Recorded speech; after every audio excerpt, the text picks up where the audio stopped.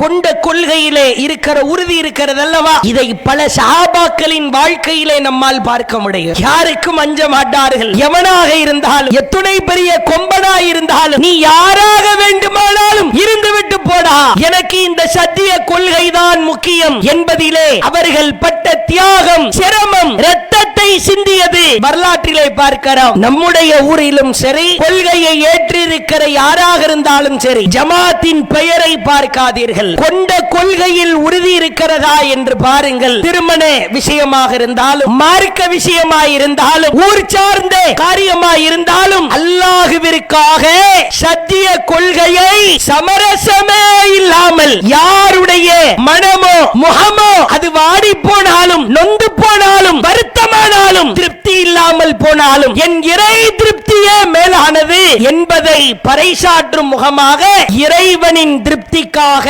சத்திய கொள்கையை சமரசம் இல்லாமல் எடுத்துச் சொல்வேன், தயவுதாட்சண்யமின்றி எடுத்துச் சொல்வேன் என்கிற சபதத்தை ஏற்று நம்முடைய வாழ்க்கையை ஓரிரை கொள்கையால் பட்டை தீட்டுவோம், அல்லாஹுவின் கட்டளையால் செதுக்குவோம், அல்லாஹுவின் தூதருடைய வார்த்தைகளால் வாழ்ந்து காட்டுவோம். சமரசத்தை, தயவுதாட்சண்யத்தை, தயக்கத்தை குழி தோண்டி புதைப்போம். கண்ணியம் நிறைந்த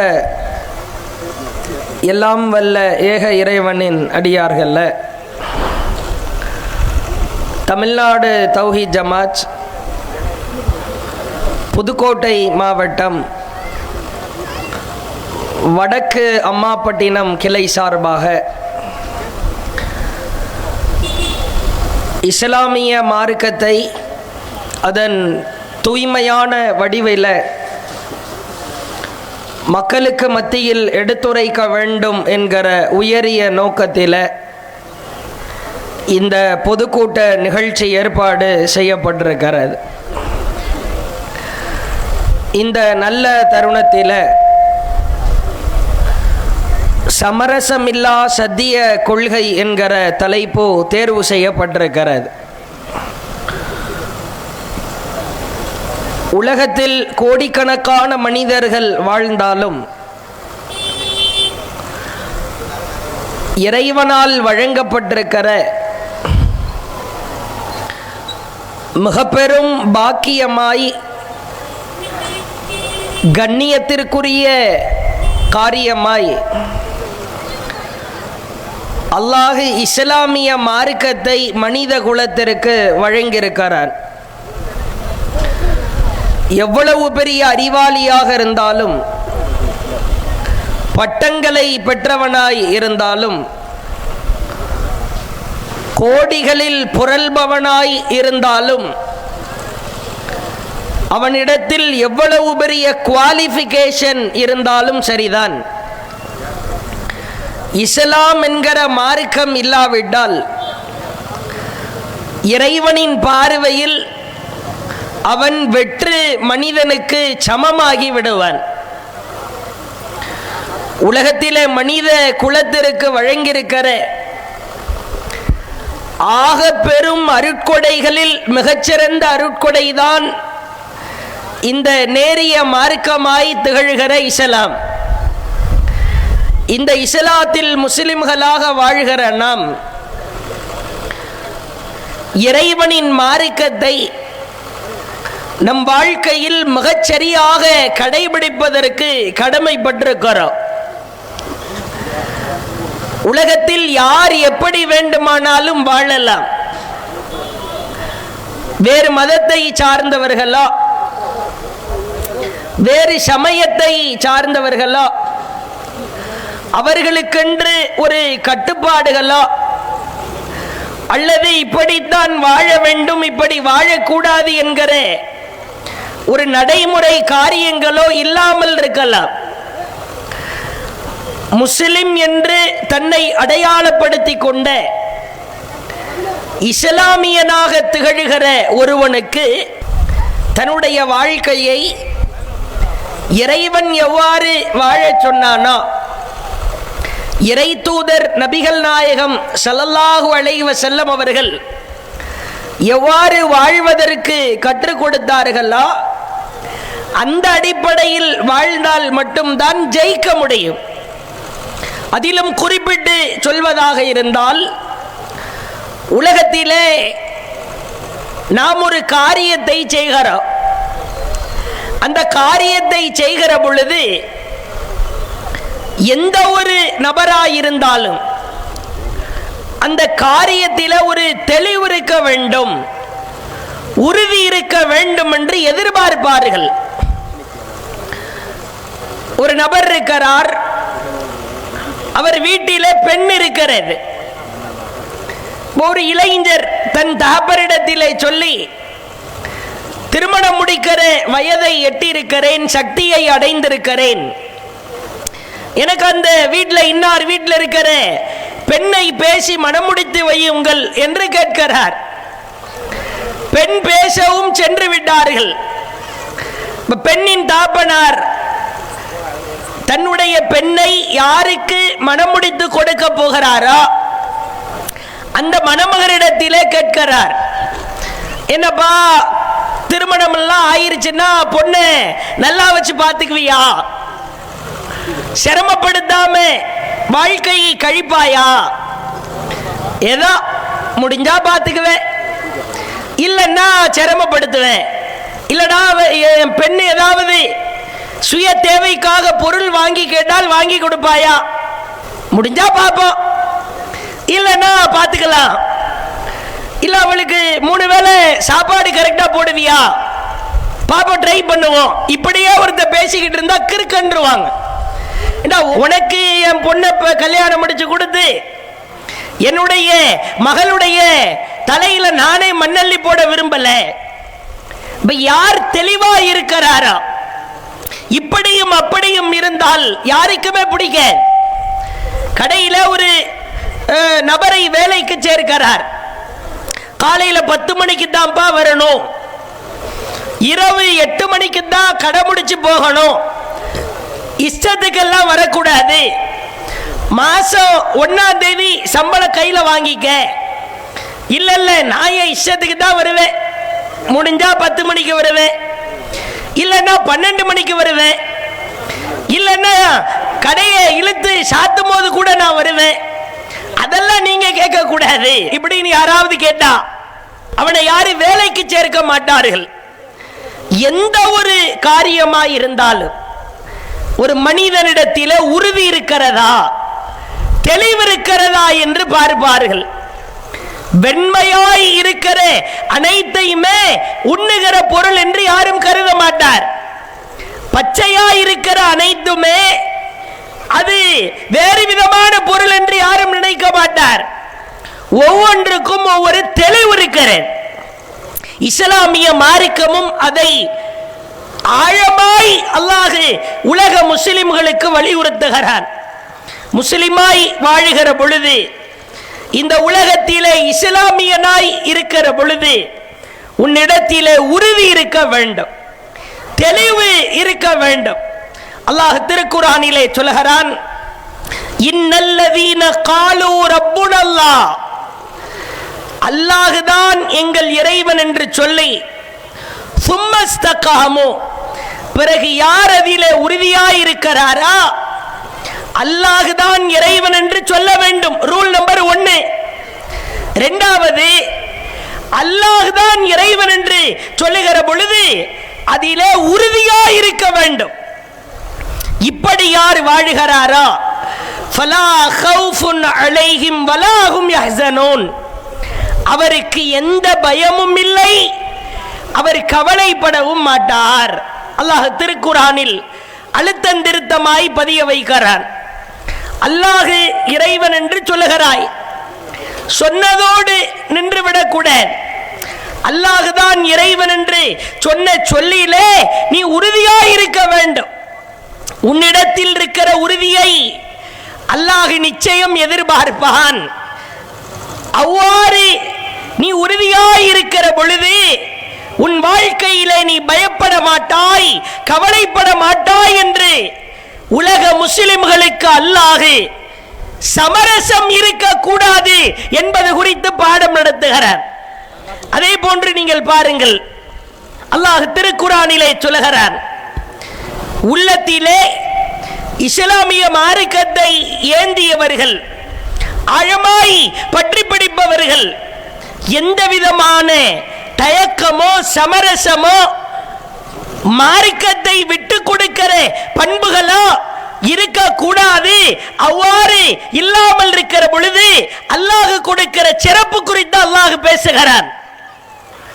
இன்னல்லதீன காலு ரப்புனல்லாஹ், எங்கள் இறைவன் அல்லாஹ் என்று சொல்லி, சும்மஸ்தகாமோ, பிறகு யார் அதிலே உறுதியாய் இருக்கிறாரா, தத்தனஸ்ஸலு அலைஹிமுல் மலாயிகா, இந்த உறுதிக்கு அல்லாஹ் கொடுக்கிற பரிசை பாருங்கள். அவர்களிடத்தில் வானவர்கள் இறங்குவார்கள்.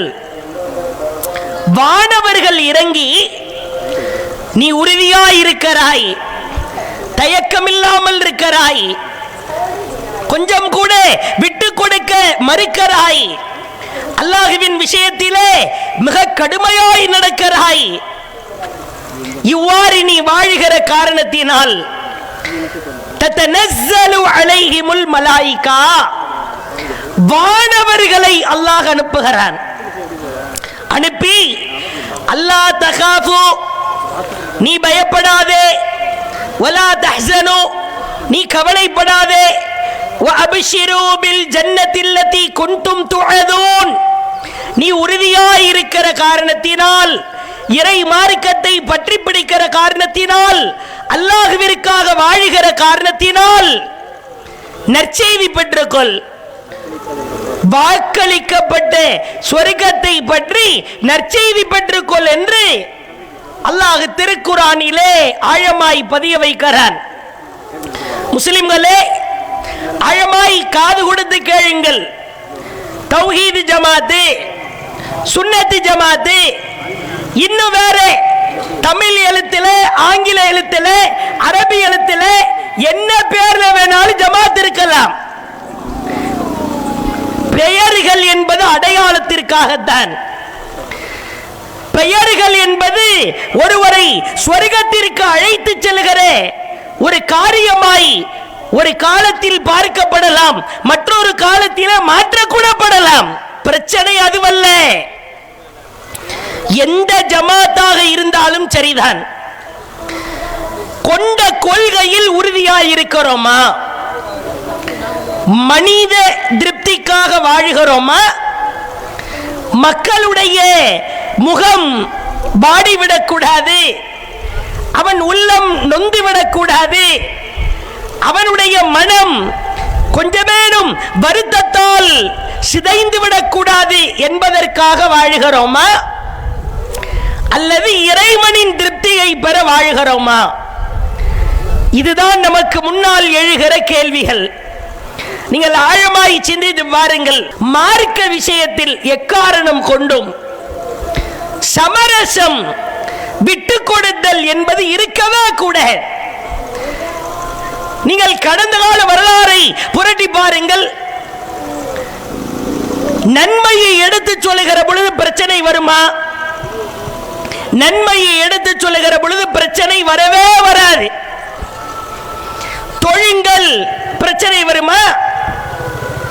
ரமலான் மாதத்திலே நோன்பு பிடி, பிரச்சனை வருமா? ஏழைகளுக்கு தான தர்மம் கொடு, பிரச்சனை வருமா? அல்லாஹ்விற்காக அவனுடைய முதல் ஆலயத்தை, பள்ளிவாசலை சந்திப்பதற்காக ஹஜ் பயணத்தை மேற்கொள், பிரச்சனை வருமா? நன்மையை ஏவினால் பிரச்சனை வரவே வராது. பிரச்சனைக்கு வாய்ப்பே இல்லை. ஏன்? அல்லாஹ்வின் தூதர் 63 ஆண்டு காலம் இந்த உலகத்திலே வாழ்ந்தார்கள். 40வது வயதிலே தூதராய் தேர்வு செய்யப்பட்டார். 40 வயசு வரைக்கும் பிரச்சனை வந்துச்சா? அல்லாஹ்வுடைய தூதரை யாராவது சீண்டினாங்களா? குறை சொன்னாங்களா?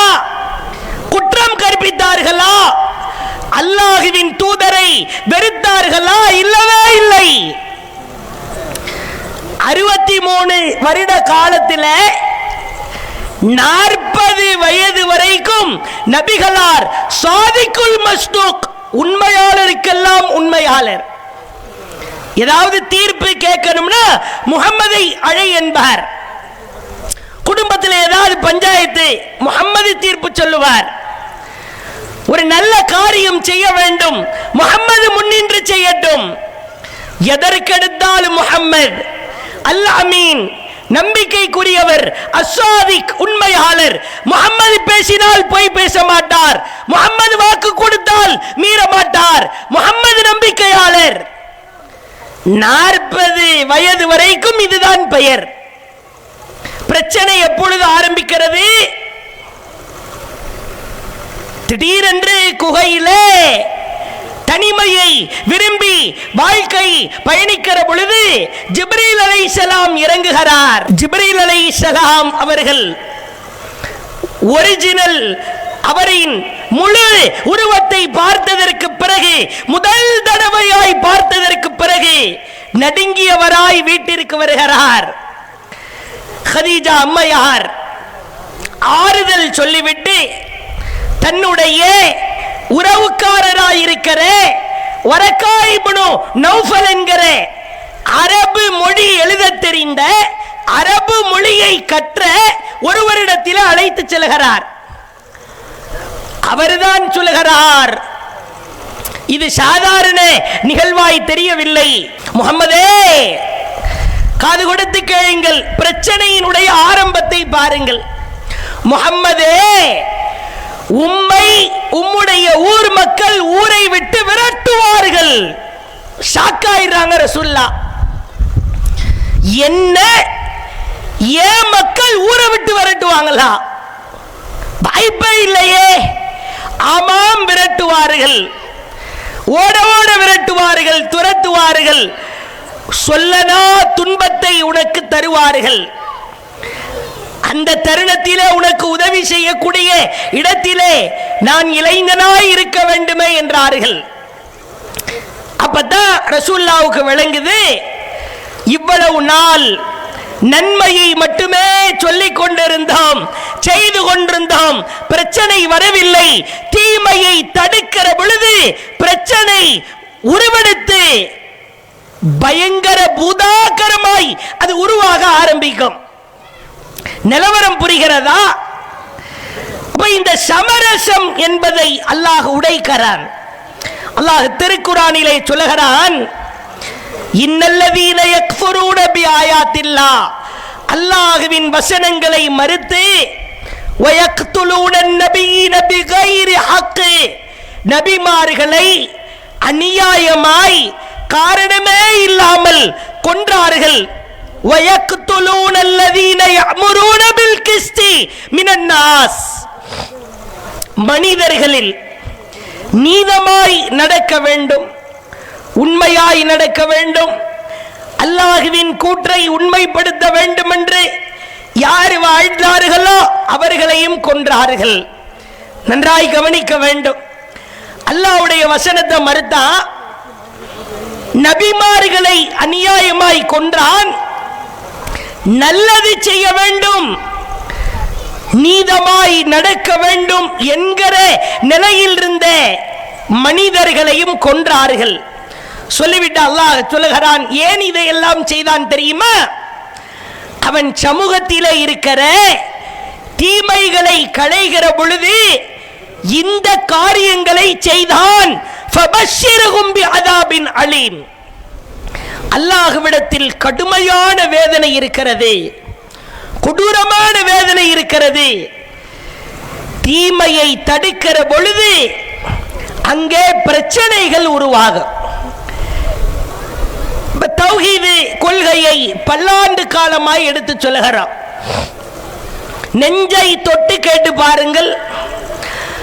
ஒரு 20 ஆண்டுகளுக்கு முன்பு, 25 ஆண்டுகளுக்கு முன்பு நம்மிடத்திலே இருந்த வீரியமும் கொள்கை உறுதியும், கொள்கையிலே விட்டு கொடுக்காத அந்த சமரச தன்மையும் இப்பொழுது சமூகத்திலே இருக்கிறதா, குன்றிவிட்டதா?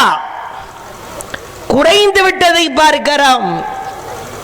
முன்னரெல்லாம் திருமணம் என்று வந்துவிட்டால், தொழக்கூடிய பள்ளிவாசல் என்று வந்துவிட்டால், இணை வைப்பு காரியம் பிதஅத்தான காரியம் என்று வந்துவிட்டால், ஷைத்தானுக்கு கடுகளவிற்கு கூட இடம் கொடுக்காமல் அல்லாஹ்விற்காக, அல்லாஹ்வின் மார்க்கத்தை பறைசாற்றுவதற்காக நம்மிடத்தில் இருந்த உறுதி சமகாலத்தில் அப்படியே தேய்ந்து வருவதை பார்க்கிறோம். ஆரம்பத்தில் பிரச்சனை எழுந்தது. பள்ளிவாசலுக்கு தொலைச்செல்கிற பொழுது தொப்பி போடாவிட்டால் பிளாஸ்டிக் தொப்பி எடுத்து தலையில போடுவாங்க. விரலை அசைக்கணும் என்கிற சுன்னாவை, நபிமொழியை கடைபிடிக்கிற பொழுது அசைக்கிற விரலை உடைப்பார்கள். அப்படியே தூக்கி ஒளி செய்கிற ஹவுதிலே போய் தூக்கி போடுவார்கள். போர்டு வைத்திருப்பார்கள். 4 மதுஹபுகளை பின்பற்றுபவர்கள் மட்டுமே தொழ வர வேண்டும். மார்க்க விஷயத்தை கடைபிடிக்கிற பொழுது அனுபவித்த சிரமங்கள் ஏராளம். அதையும் நீங்கள் கூர்ந்து கவனிக்கலாம். அவர்கள் அப்படியே தொப்பி போட்டவாறு தௌஹீத் பள்ளியிலே தொழ வரும்போது என்னைக்காவது போட்டிருந்த தொப்பியை நம்ம கழட்டி விட்டுருக்கோமா? அப்படி நாம செய்ய மாட்டோம். அல்லது விரல ஆட்டாம நீட்டிக்கிட்டு இருந்தா பக்கத்தில் இருக்கிறவர் விரல ஆட்டி விட்டுருக்காரா? அப்படி நடக்க குழப்பம், பிரச்சனை என்பது சிந்தனை புரிதலில் இருக்கிற சுன்னாவை கடைபிடிக்க நினைக்கிற பொழுது அவற்றை புரியாதவர்கள் செய்கிற காரியம்தான் பிரச்சனைகள். நீங்கள் இஸ்லாமிய சமூகத்திலே அரங்கேறுகிற திருமண நடைமுறையை பார்க்கலாம். அல்லாஹ்வுடைய தூதர் தெளிவா சொன்னாங்க, இன்னா இலமன் நிக்காஹி பரக்கா ஐஸருஹு மௌனா. திருமணத்திலேயே அல்லாஹ்வின் பரக்கத்தை பெற்று தருகிற திருமணம். அல்லாஹ்வுடைய அபிவிருத்தி வேண்டுமா, பரக்கத்து வேண்டுமா? அது எந்த திருமணத்தில் இருக்கிறது தெரியுமா?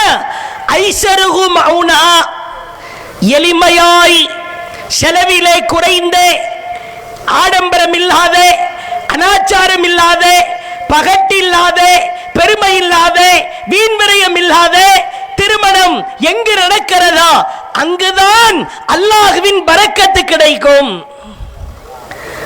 அல்லாஹ்வின் பரக்கத்தை பெற திருமணம் எளிமையாய் நடத்தப்படல் வேண்டும் என்று பல ஆண்டுகளாக பிரச்சாரம் செய்து வருகிறார்.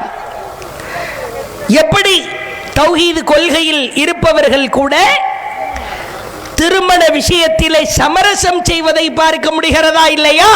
பெண் தௌஹீத் கொள்கையில் இருக்கிற பெண் வேண்டுமாம், மணமகன் தௌஹீத் கொள்கையில் இருப்பவன் வேண்டுமாம்.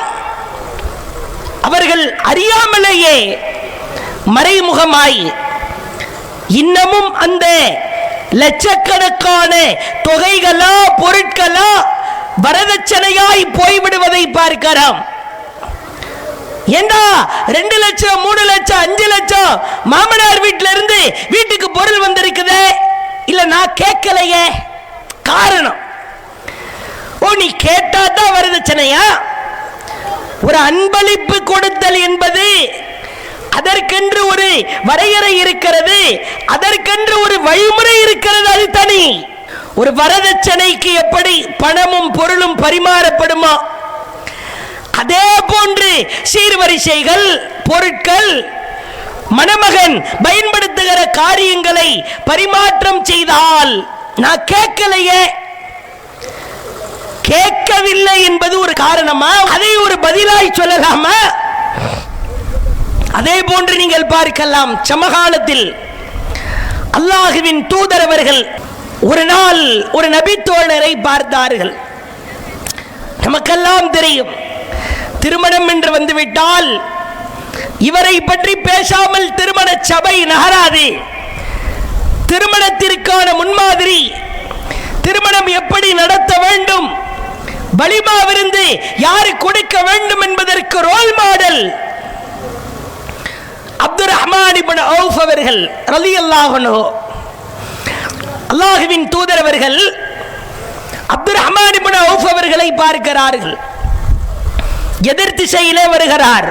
சட்டையிலே வித்தியாசமான ஒரு வாசனை திரவியம் படிந்திருக்கிறது.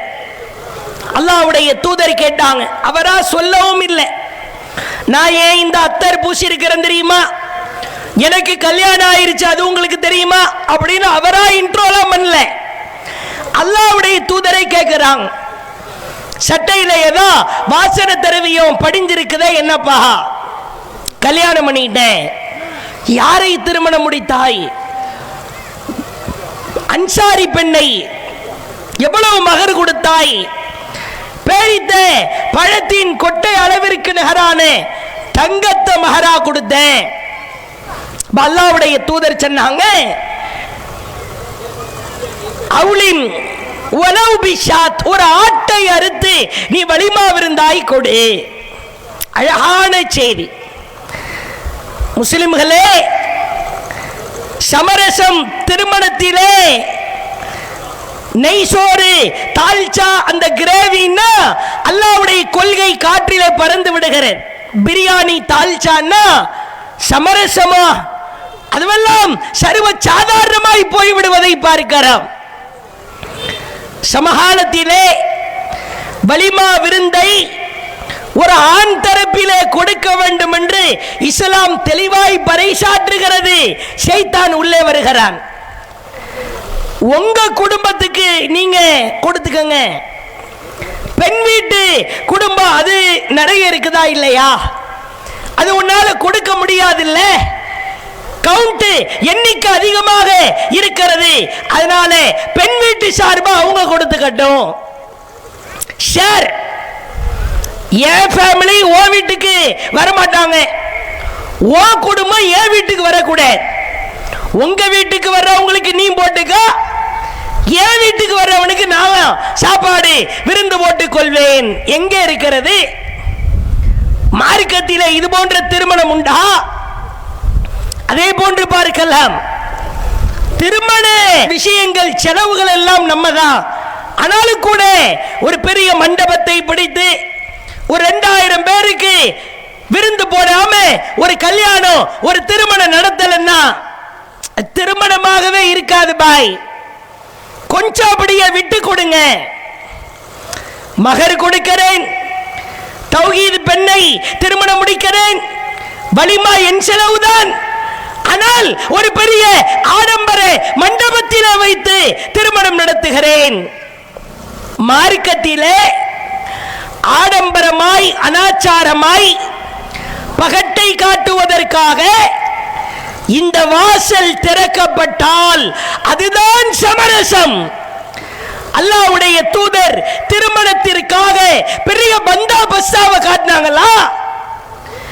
தௌஹீத்வாதிகளே, திருமண விஷயத்திலே தடுமாறி விடக்கூடாது. நீங்கள் பார்க்கலாம், இஸ்லாமிய திருமணம் என்கிற பெயரால் நடக்கிற கூத்துக்கள் அனாச்சாரங்களை பார்க்கிறோம். அதுவரைக்கும் முகத்தை எல்லாம் மூடி முழுமையாய் ஹிஜாபு போட்டு 21 வருடம் பொன்னை பொத்தி பொத்தி பாதுகாத்தவர் திருமண மண்டபத்திலே பலருக்கு முன்னால், பல ஆண்களுக்கு முன்னால் ஹிஜாப் எல்லாம் இல்லாம ஒரு கொசுவல டிரெஸ் ஒன்று போட்டு அலங்காரமாய் நிற்க வைப்பதை பார்க்கிறோம். மார்க்கத்திலே இது இருக்கிறதா? சில திருமணத்தை பார்க்கிறோம், மேல அப்படியே ஹெலிகாப்டரில் இருந்து இறங்குகிறான், வானத்தில் இருந்து புதுசா ட்ரை பண்ற பேர்ல. சில பேரை பார்க்கிறோம், ஒரு கூட்டமே நின்றுகிட்டு இருக்குது. இவங்க எல்லாம் யாரடா தேடிக்கிட்டு நிக்கிறாங்க அப்படின்னு பார்த்தா புல்லட் பைக்ல கல்யாண தப்தர்ல கையெழுத்து போடுறதுக்கு முன்னாடியே மணமகனும் மணமகளும் புல்லட் பைக்கில உள்ளே இருந்து வெளியே வருவதை பார்க்கிறோம். ஆடம்பரம், வீண் விரயம். மார்க்கத்தில் இது இருக்கிறதா? நம் ஊரில் அருகில் இருக்கிற சில மாவட்டங்களில் கிட்டத்தட்ட 50,000 பேருக்கு விருந்து போட்டு நடக்கிற இஸ்லாமிய திருமணத்தை பார்க்கிறோம்.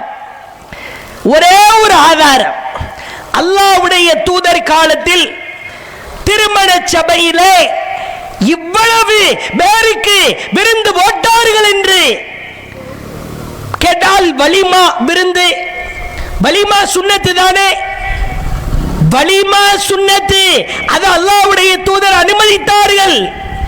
அதற்கென்று ஒரு வரைமுறை இருக்கிறதா இல்லையா? திருமண விஷயத்தில் மிகப்பெரும் அதல பாதாளத்தில் இஸ்லாமிய சமூகம் இருப்பதை பார்க்கலாம்.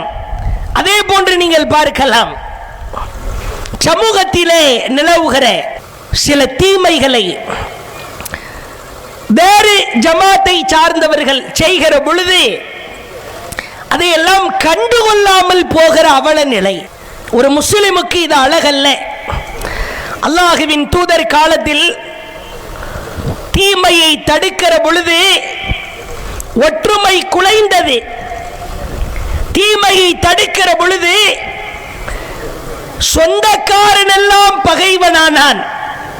தீமையை தடுத்த பொழுது பெரியத்தா, சின்னத்தா, மாமா, மாமா பையன், அண்ணன், தம்பி அனைவருமே எதிரியாய் மாறினார்கள்.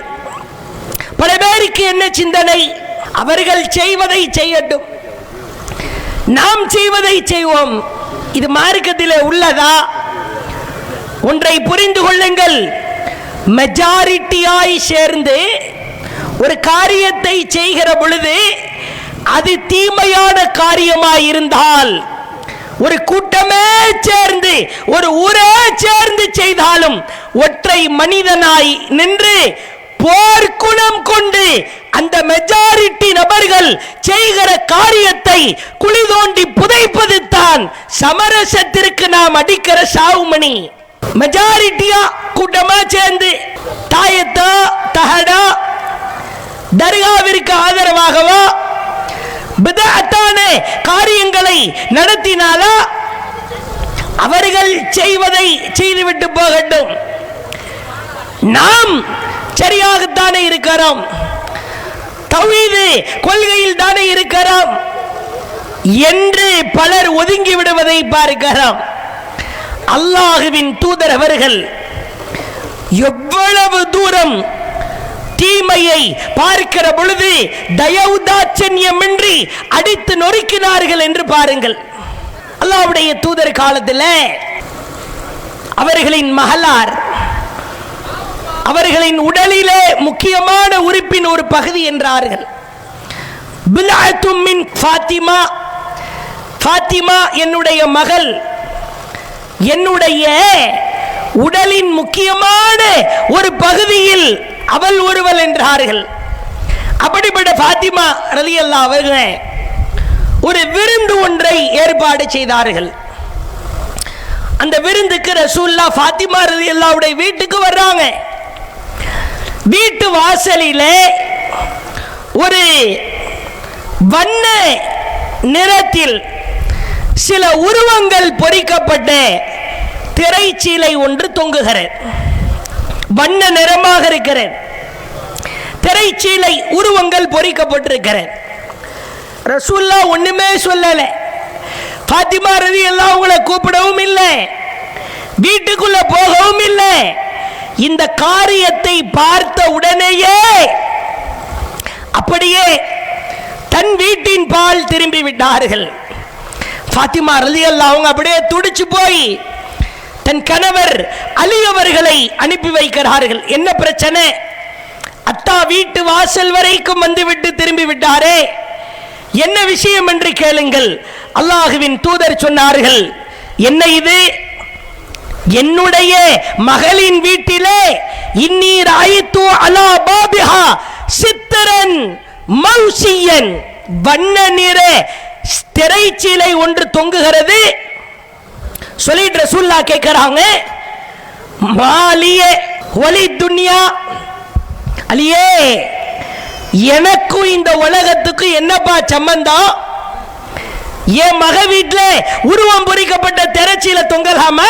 அல்லாஹ்வுடைய தூதருடைய மகள் ஃபாத்திமா ரலியல்லாஹு அவங்க ஷிர்க் வைத்தார்களா?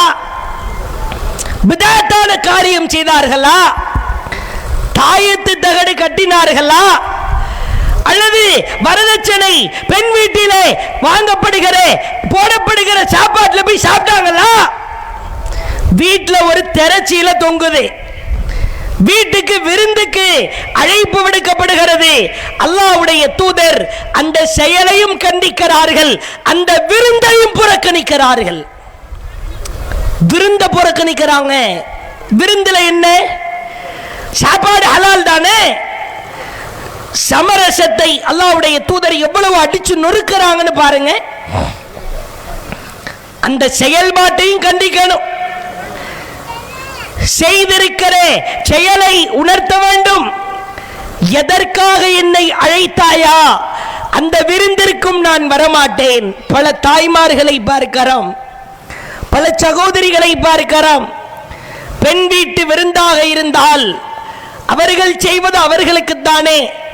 நான் போகலன்னா என்னுடைய அண்ணன் கோபித்துக் கொள்வாரே, என்னுடைய பெரியத்தா டென்ஷன் ஆவாரே, அவருடைய திருப்தியை நான் பெற முடியாதே, தலையை மட்டும் காமிச்சிட்டு வந்துடுறேனே, சாப்பாடு மட்டும் சாப்பிட்டுட்டு வந்துடுறேனே.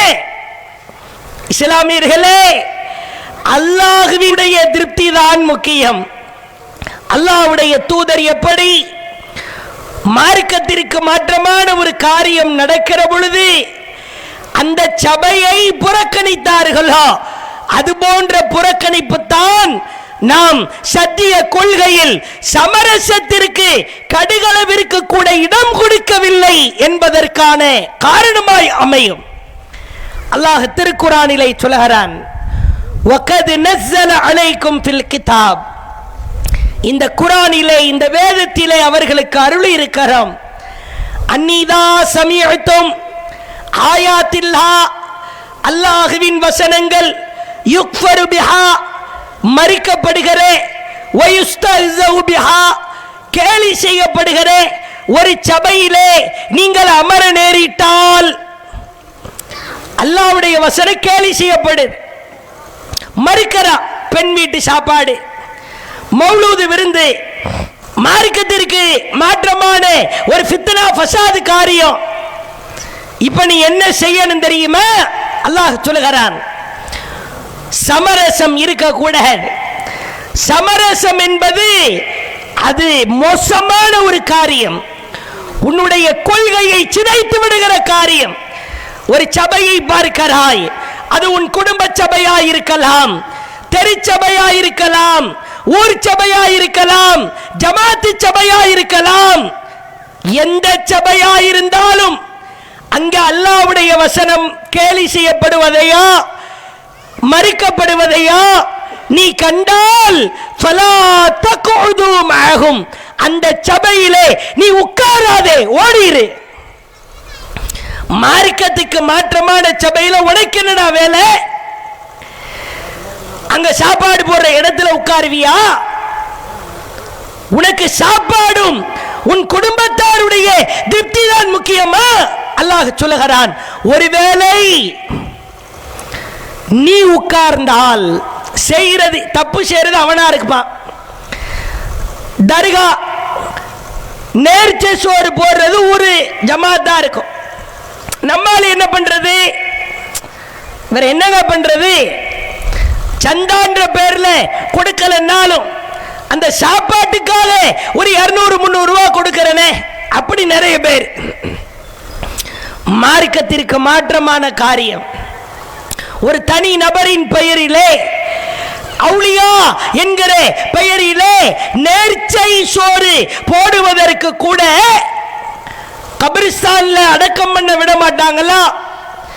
வீட்டுல வயசான பாட்டி இருக்குது, தாத்தா இருக்கிறாரு, மௌத்து எப்ப வேணாலும் வருமே, இவங்கள்ட்ட சண்டைய போட்டா நம்ம சங்கில கை வச்சிருவாங்கல்ல அப்படின்ற ஒரு மரண பீதியில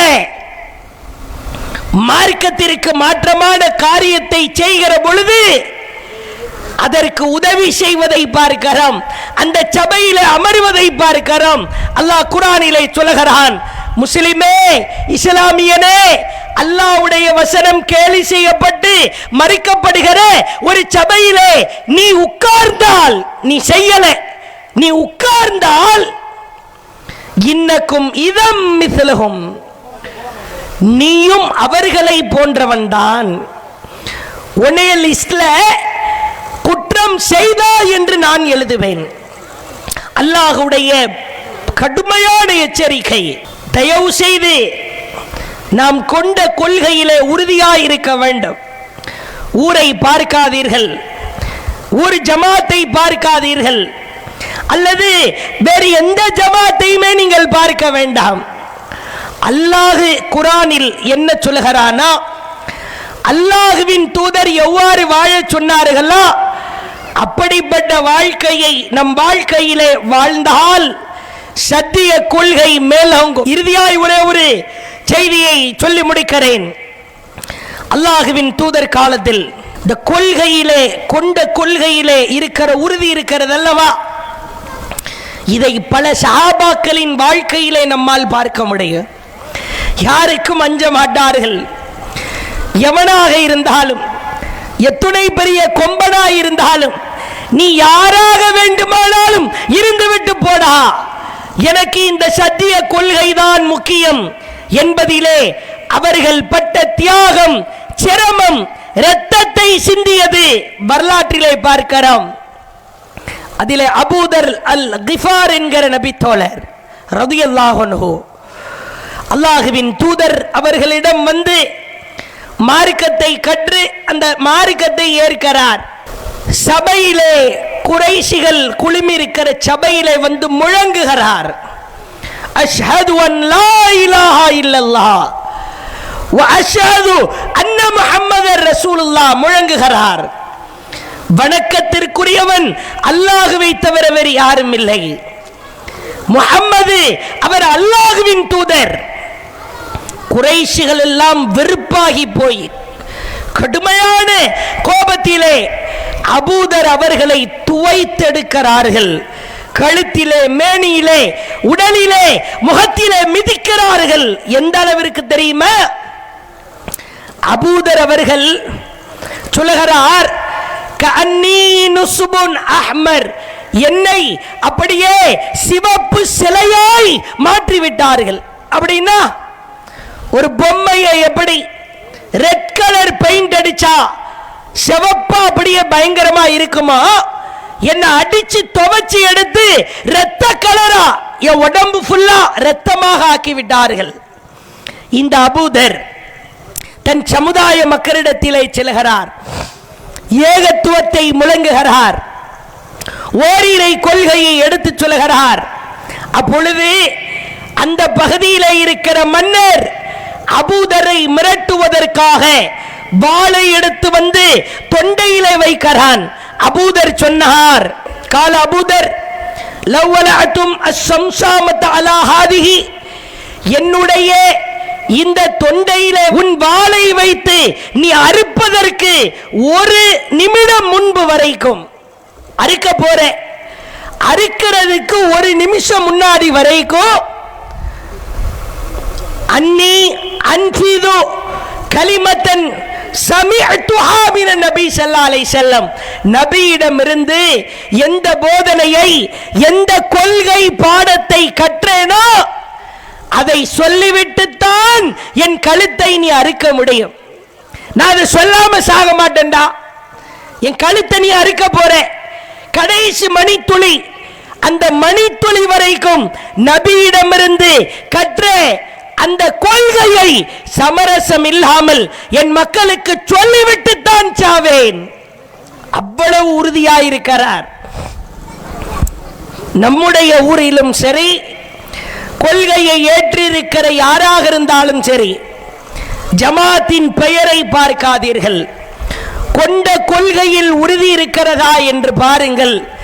திருமண விஷயமாக இருந்தாலும், மார்க்க விஷயமாயிருந்தாலும், ஊர் சார்ந்த காரியமாயிருந்தாலும், அல்லாஹ்விற்காக சத்திய கொள்கையை சமரசமே இல்லாமல் யாருடைய மனமோ முகமோ அது வாடி போனாலும், நொந்து போனாலும், வருத்தமானாலும், திருப்தி இல்லாமல் போனாலும் என் இறை திருப்தியே மேலானது என்பதை பறைசாற்றும் முகமாக இறைவனின் திருப்திக்காக சத்திய கொள்கையை சமரசம் இல்லாமல் எடுத்து சொல்வேன், தயவு தாட்சண்யமின்றி எடுத்து சொல்வேன் என்கிற சபதத்தை ஏற்று நம்முடைய வாழ்க்கையை ஓரிரை கொள்கையால் பட்டை தீட்டுவோம், அல்லாஹுவின் கட்டளையால் செதுக்குவோம், அல்லாஹுவின் தூதருடைய வார்த்தைகளால் வாழ்ந்து காட்டுவோம்.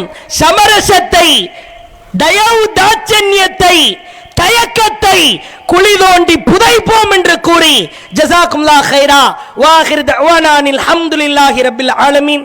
அஸ்ஸலாமு அலைக்கும் வரஹ்மத்துல்லாஹி வபரகாத்துஹு.